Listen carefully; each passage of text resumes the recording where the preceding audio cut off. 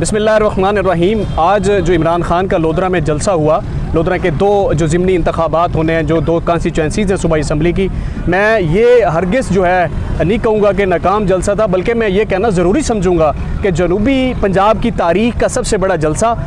4 गुना आवाम जितनी पंडाल के अंदर मौजूद थी उतनी बाहर सड़कों पर मौजूद थी। शुमाल जानिब और जानिब जो जनूब है 4-4 किलोमीटर तक सड़कों के ऊपर लोग फंसे हुए थे ताकि वो इमरान खान को देखें, उसकी झलक को देखें। ये कॉन्स्टिट्यूंसी का इंतखाब इसलिए किया गया कि साथ जहांगीर खान तरीन का घर भी था, वो विंडो खोल के, खिड़की खोल के वो भी सुन रहे थे इमरान खान क्या कह रहा है। वो भी ज़ाहिर है लोटा ही कहलाएगा। मीनार पाकिस्तान के बाद पंजाब का दूसरा बड़ा जलसा आज लोधरा में मुनक़िद हुआ है। आज इस जलसे के ऊपर बात करेंगे। लोधरा में जो सूबाई असम्बलियों की कैंपेन चल रही है उन पे बात करेंगे।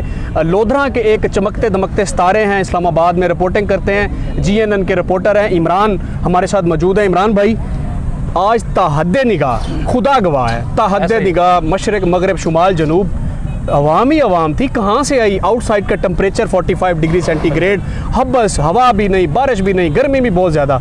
इस पर रोशनी डालें कि इमरान खान और अवाम के मबैन जो ये एक खला था वो कैसे टूटा आज। देखें, पहले तो मेरे लिए ख़ुद ये एक बड़ा हैरान कुन था कि लोधरा में इतनी अवाम, और वो भी इमरान खान के लिए इतनी अवाम कहाँ से आ गई।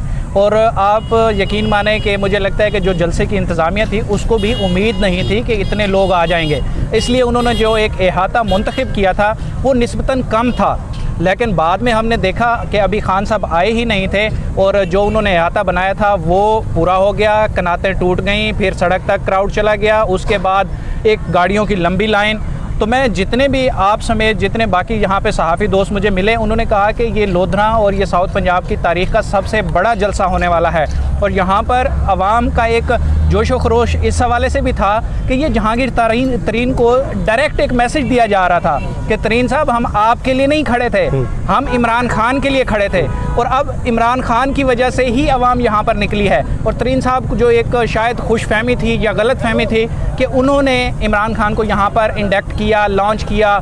तरीन की वजह से इमरान की पॉपुलैरिटी है वो आज बयानिया दफन हो गया है। और पहले जो एक ज़ाहिर था, सामने नज़र आ रहा था कि इन दोनों कॉन्स्टिट्यूंसीज़ में जो तरीन ग्रुप के कैंडिडेट हैं वो बुरी तरह से हारेंगे। और आज मैं समझता हूँ कि ये जलसा इस एक वाज़े तौर पर पूरे पंजाब को ये समझ आ गई है कि वाकई तरीन ग्रुप यहाँ से कोई एक अच्छा रिज़ल्ट देने में शायद कामयाब ना हो, और जो दूसरे कैंडिडेट हैं उनका पलड़ा भारी नज़र आ रहा है हमें। इसमें आप क्या समझते हैं कि यहाँ जनूबी पंजाब में और वफाकी दारुल हुकूमत इस्लामाबाद में, चूँकि आप वफाक में बैठे हैं, आपकी पूरे पाकिस्तान पे नज़र है, एक बयानिया बिल्ड किया गया कि जब जहांगीर तरीन PTI से निकल गया तो PTI जलसे नहीं कर सकती, वोटर्स को नहीं निकाल सकती, ट्रांसपोर्ट नहीं दे सकती, खाना नहीं दे सकती, इंतजामात नहीं कर सकती। आज जहांगीर तरीन के घर के साथ चंद किलोमीटर के फासले पर उन्होंने जहांगीर तरीन को ये क्या पैगाम दिया है कि आपके बगैर इमरान खान क्या कर सकता है। सर मेरी बात सुने, लोग यहाँ पर आज उन्होंने ये बताया है कि हम किसी की दी गई ट्रांसपोर्ट पर आने की बजाय हम खुद आ सकते हैं। आप देखें कि कितनी बड़ी पार्किंग थी जो मोटरसाइकिल से भरी हुई थी, कितनी बड़ी पार्किंग थी जो लोगों की ज़ाती गाड़ियों से भरी हुई थी। यहाँ पर हमें उस तरह से ये नहीं नज़र आया कि कोई कोस्टरों से लोगों को लाया गया हो, कहीं से लोग ट्रालियों पे आ रहे हैं, कोई अपनी मोटरसाइकिल पे आ रहा है, कोई साइकिल पे आ रहा है, कोई पैदल आ रहा है। करीब देहात गाँव से लोग पैदल आ रहे थे। और ये जो एक बयानिया है ना कि अलीम खान होगा या तरीन होगा, ये आज उसको तोड़ दिया है। तो फिर इस तरह से जो है वो लोगों को लाया जा सकता है। आज ये सारा कुछ ख़त्म हो गया है और ये पंजाब की तारीख़ का बड़ा जलसा था।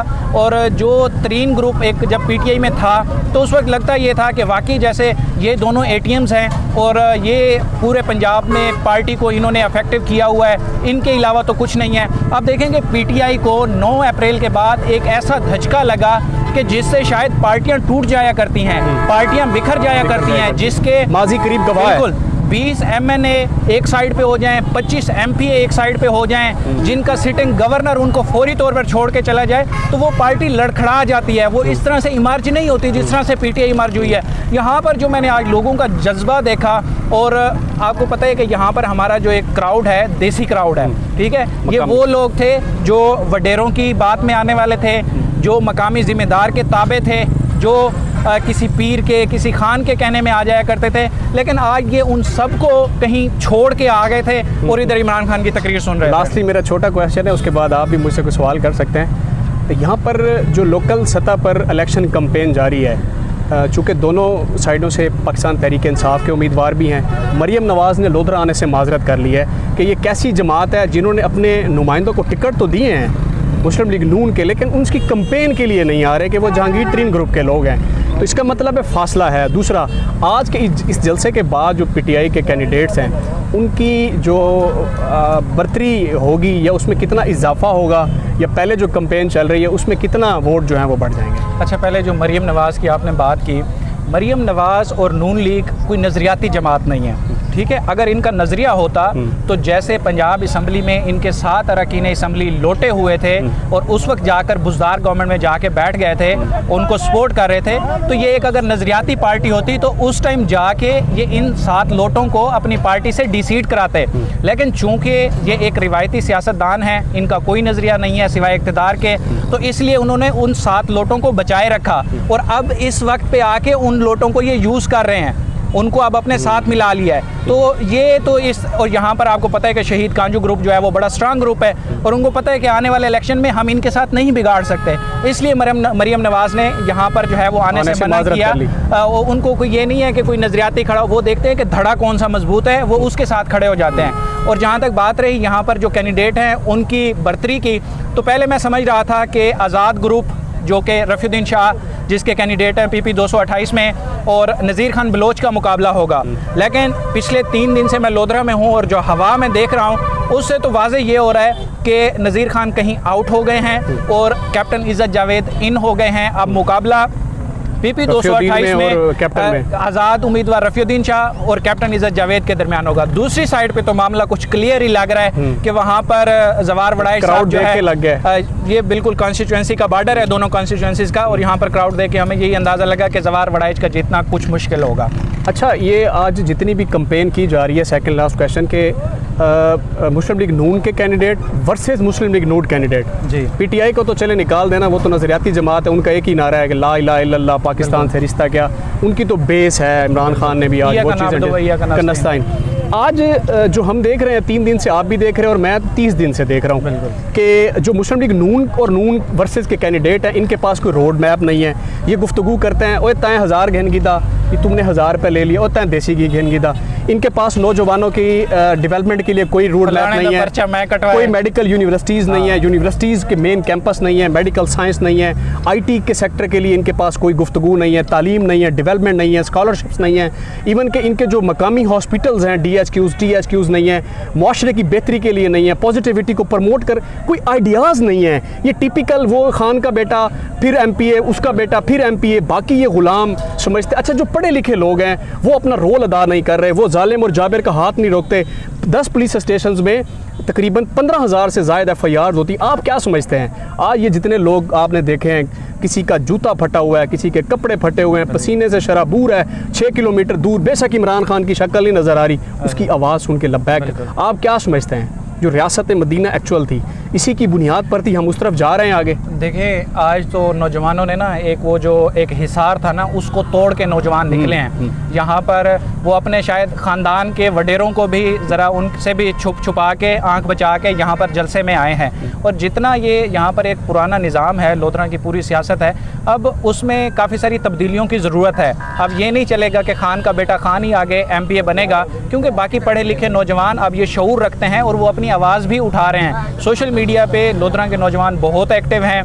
इसी तरह से मुख्तलिफ़ फील्ड्स जो हैं, चाहे वो गवर्नमेंट एम्प्लॉय हों या नॉन गवर्नमेंट हों, वहाँ पर वो अपना एक किरदार अदा कर रहे हैं और उससे पैगाम जा रहा है लोगों को कि हमने इस फरसूदा निज़ाम से आज़ादी लेनी है। इसलिए वो अब एक ऐसे कैंडिडेट्स की तरफ जा रहे हैं कि जो कुछ नया लेके आए। अब पहले भी आप देखें कि ये जवार वड़ाइच कभी नहीं जीत पाए, PTI के नाम पे जीते हैं। नज़ीर खान चाहे जीतते थे, लेकिन उस वक्त इनकी पोजीशन नहीं थी, पार्टियां बदलते बिल्कुल उस वक्त इनकी पोजीशन नहीं थी। उस वक्त बस इनको PTI का जो बूस्टर था वो लगा और ये जीत गए।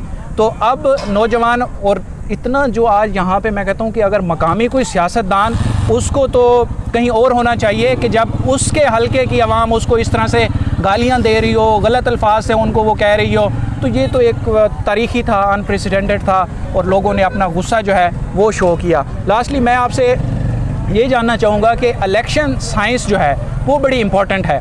नज़ीर खान के वालिद जो है वो एक अरसे से इलेक्शन लड़ते आ रहे हैं, सदीक बलोच, वो कहते हैं कि PhD है इलेक्शन डे की साइंस में, तो इलेक्शन डे वाले दिन PTI को क्या ऐसा करना होगा कि वो सारा कुछ मैनेज कर सकें और जो ठप्पे लगाने का काम है या फरिश्तों की एंट्री है वो ना हो सके? फरिश्तों की एंट्री तो होनी है, क्योंकि मशरकी पाकिस्तान के साने के बाद पाकिस्तान में ये तय कर लिया गया था कि फेयर इलेक्शन नहीं करवाने, एंट्री होंगी जिस तरीके से हो, फरिश्तों ने वोट डालने हैं। दूसरी बात ये है कि ये जो नज़ीर खान बलोच है, ये चूँकि सारी पार्टियों से तकरीबन घूम के इस वक्त पहुँचे हुए हैं, कैप्टन इज़्ज़त की भी यही सूरत हाल है, आई थिंक पीर रफ़ीउद्दीन शाह शायद उसी ग्रुप में खड़े हुए हैं। तो ये वोटर को निकालें, पोलिंग स्टेशन तक जो ज़्यादा पहुँचा सकेगा वो ज़्यादा वोट लेगा, और PTI वाले को अब थोड़ी सी काम करने की ज़रूरत है। वो खामोश वोट है उसका, इमरान खान का आज पैगाम उन तक पहुँचाएँ, उनको निकालें।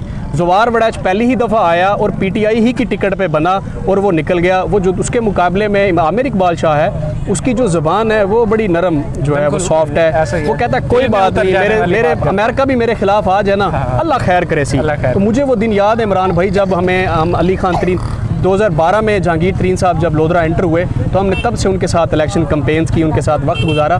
तो अली तरीन में फ़रौनियत हमने देखी। वो कहता था कि इलेक्शन तो हम जीत गए हैं, अब सुबह ये देखना है कि हमारी लीड कितनी होगी। जब सुबह हुआ, वो एक दरवेश सिफ्त इंसान जिसकी चप्पल भी फटी हुई थी, वो 40,000 की लीड से जीत गया।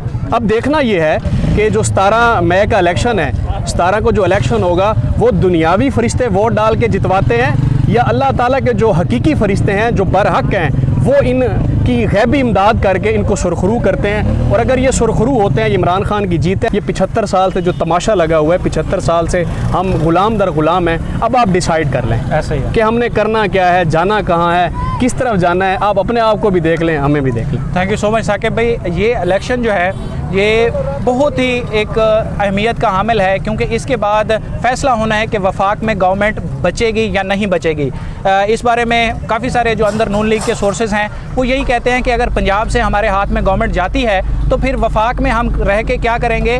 पीपल पार्टी के पास तो सिंध है, PTI के पास KPK है, बाप के पास बलोचिस्तान है, हमारे पास सिर्फ हमें वफाक का एक CDA का जो है महकमा दे देंगे, तो हम क्यों यहाँ पर बैठे रहेंगे। बहरहाल फ़ैसला आवाम ने करना है। 17 जुलाई बहुत करीब है। अब देखते हैं कि आवाम किस तरह से निकलते हैं। जिस भी पार्टी को वोट देते हैं, लेकिन लोगों को निकलना चाहिए, वोट का अपना हक जो है वो ज़रूर इस्तेमाल करना चाहिए। मुझे और साकिब भाई को दीजिए इजाज़त। अल्लाह हाफ़िज़।